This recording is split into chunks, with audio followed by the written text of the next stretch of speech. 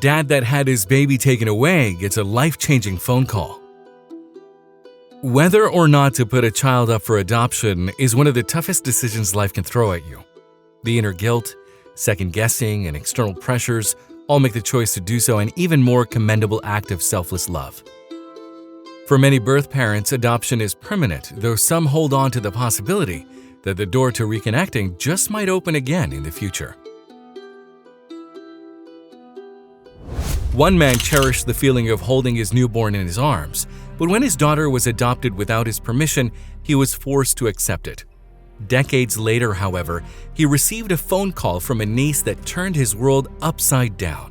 Also, if you have not done so already, please subscribe to our channel and click that notification bell to get inspired by these real-life stories every day. Now, back to the story. For 29 happy years, Frank Granados and his wife Rachel had built a comfortable life together. The Fullerton, California residents didn't have any children, but years before, he had been a father. As a teenager in Santa Ana, Frank's high school girlfriend got pregnant. Feeling the reality of their youth, the two teens were not ready for parenthood, but in what seemed like no time at all, Frank was looking down into the eyes of his new daughter. He recalled, "I used to hold her in my arms. I was just a kid myself." Overwhelmed and unprepared for the expectations of being a father, Frank held his child and worried about the future. Before he had a chance to attempt the role of a dad, Frank's opportunity was abruptly taken away. The mother of his daughter stopped all communication and left Frank to wonder about the fate of their child. Not knowing where to turn, Frank listened to some friends of his girlfriend who provided the hard truth he'd been seeking. His girlfriend had taken their daughter out of state. She had no intention to return. Word got back to Frank that the mother had made a difficult yet responsible decision.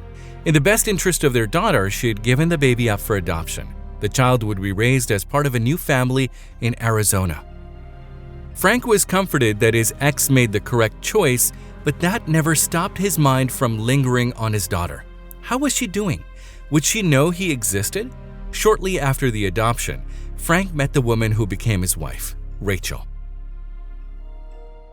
In the decades that followed, it was common knowledge to Rachel's and Frank's families that he had fathered a daughter with whom he lost contact. It wasn't even a wisp of an idea in their minds, though, when one of his relatives sent away for a DNA kit with 23andMe. Almost 300 miles away, in Lake Cavoosa City, Arizona, 36-year-old Janelle Rodriguez and her fiancé were busy opening their automotive business. She was a proud mom to 3 kids and enjoyed it, but it put things in perspective. From the beginning, Janelle's parents had been honest with her about being adopted, though that's where the truth stopped. When she asked about her birth parents, she had been made aware of biological mom, but her father's presence was erased. Janelle believed her father was killed in a car accident. No matter how badly she longed to search his face for her own features or hear his voice, that wasn't possible. The finality of his death didn't keep her from dreaming of him. "He's always been in my mind and my heart," Janelle admitted. Armed with the knowledge that her biological mother was still alive, she knew one day she'd reach a point where finding her would be non-negotiable. And eventually, Janelle did track down her birth mother. She found some answers to her boundless questions, but the big whopper of them all sucked the air from her lungs. Her birth mother confessed the truth. Her father was alive. Learning that her dad was not the victim of a tragic accident was a lot to handle, but right then, a new mission formed in her heart. Janelle made moves to locate her other birth parent at the nearest DNA genetic testing services. The results for Janelle's 23andMe proved disappointing when she devoured each line of connections listed on the page. Her birth father was not included in her ancestral findings, though the magic of those technologies doesn't end when your envelope arrives in the mail. Back in California, Frank's niece, Rachel Saucedo, not to be confused with his wife Rachel, was eagerly waiting for her own 23andMe results to arrive. As she thumbed through the pages of connections, she spotted a few unfamiliar names. Rachel showed the names listed as possible relatives to her family. They had the same reaction. No one knew these people. Having an inkling and remembering the story of her uncle's long-lost daughter, she called him to ask some questions.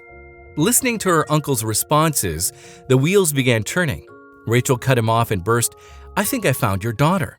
In the days that followed, Rachel hastily worked to arrange contact between her uncle Frank and her long-lost cousin.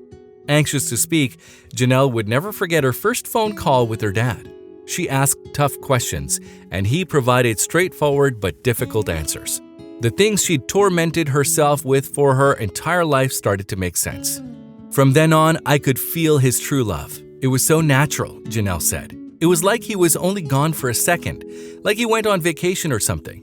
She expressed how easy the transition from strangers to father and daughter was for her and Frank.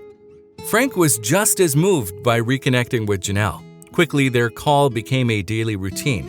But the real moment of healing for the newly reunited father and daughter was their first planned in-person meeting. Frank made the trip to visit Janelle and her family at her home in Lake Havasu. Again, their instant connection was palpable. In fact, they eschewed the formalities and Frank was known as Dad and Grandpa right off the bat. After their first meeting, Frank and Janelle felt the emptiness they'd held inside for so long had finally been filled. Frank shared his life story, how he's the youngest of 10 siblings, giving Janelle a new tribe of aunts and uncles. Now, when her alarm rings at 6:30 a.m. each morning, her first text goes straight to Dad. By 7:30 a.m., they are well on their way chatting, the first of their daily phone calls. We talk about how amazing it is to have each other, Janelle said. So far, they planned 4 face-to-face get-togethers. Whether they were barbecuing or taking in the scenery of the Strawberry Festival, it didn't really matter to Frank and Janelle. Every moment they shared was precious. "I'm looking forward to my whole life ahead with them," she said. "I've waited 36 years for this. Now that Janelle and her dad have found one another, they'll never look back." If you liked the video, please give it a thumbs up and consider sharing it with someone who may find it interesting. Thanks for watching, and I'll talk to you in the next one.